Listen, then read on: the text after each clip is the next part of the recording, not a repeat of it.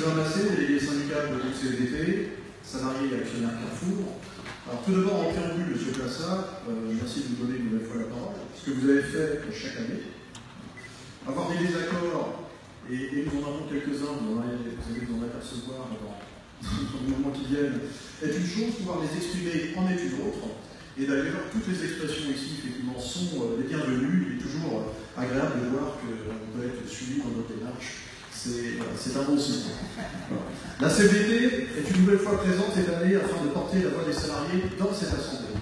Il y a cependant une différence avec les années précédentes, puisque, comme vous le savez, nous sommes désormais constitués en association de salariés et d'actionnaires. Une association dans laquelle nous travaillons actuellement à la mise en œuvre d'un système de notation sociale par les salariés, qui sera différente, bien sûr, de celle des agences existantes, puisqu'elle sera interne. Nous demandons donc à l'avenir aux salariés du groupe de noter la politique sociale et les orientations stratégiques de leur entreprise. Et nous présenterons cette note lors des prochaines assemblées.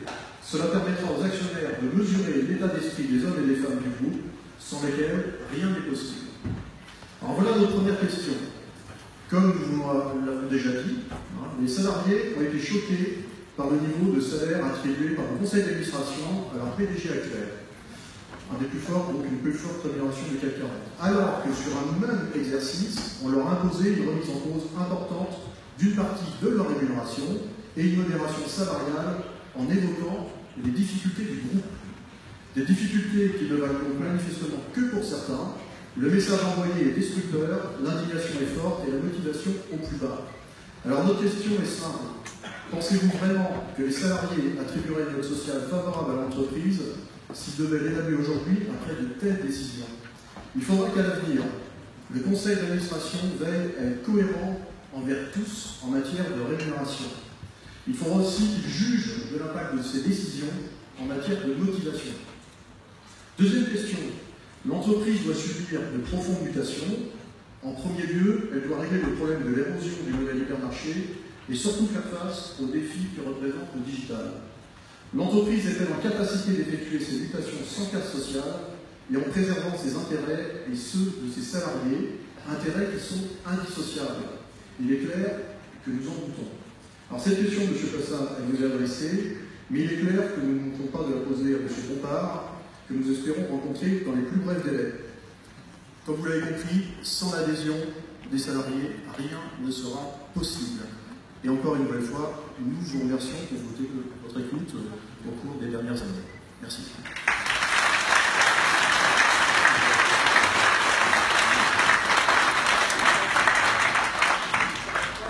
Sur mon salaire pour PHH, je pense qu'on n'a pas tout à fait la même arithmétique.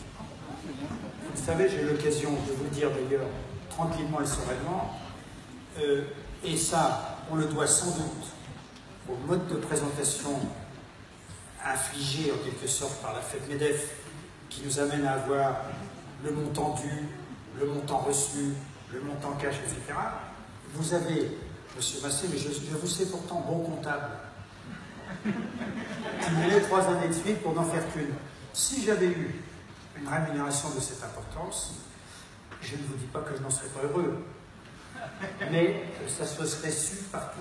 Deuxièmement, ce que je n'aime pas dans ce que vous me dites, ce n'est pas que vous me parliez de mon salaire, c'est votre droit le plus absolu d'ailleurs, c'est monnaie courante.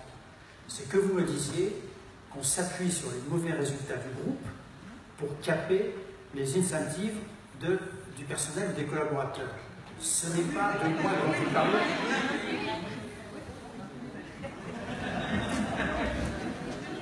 Je n'aime pas la méthode non plus.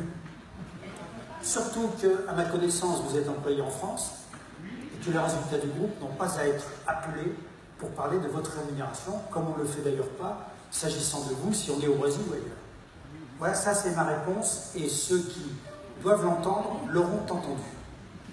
Pour le reste, Monsieur Massé, ce que je vous dis, très gentiment et très amicalement, à vous et à vos collègues qui sont ici, le métier, comme tous les métiers en France, est en train de se transformer beaucoup. Les nouvelles technologies le conduisent à des mutations. Ce que je vous demande, ce n'est pas moi qui vais gérer cette période dans les mandats qui viennent. ça sera M. Bompard, je vous demande de le comprendre et de l'intégrer dans ce que j'ai appelé tout à l'heure une capacité de vous adapter. L'intelligence est adaptation et je vous en sais capable.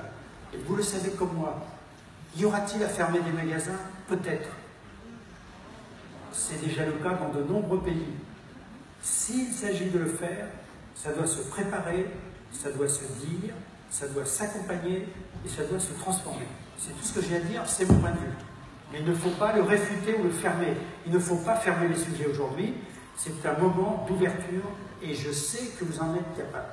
Car je dois dire aujourd'hui à vous qui venez désormais tous les ans, avec vêtu d'une couleur dont je garde encore un souvenir dans mon bureau, et aussi à votre collègue de FO, car je vous sais dans une compétition préalable à des élections. Mais ce n'est pas grave. Et d'autres, me dit-on. Ce que je vous dis à vous, c'est que pendant les années où j'ai été chez Carrefour, vous avez eu un comportement responsable. Et je vous en remercie et je souhaite que ça continue. C'est tout.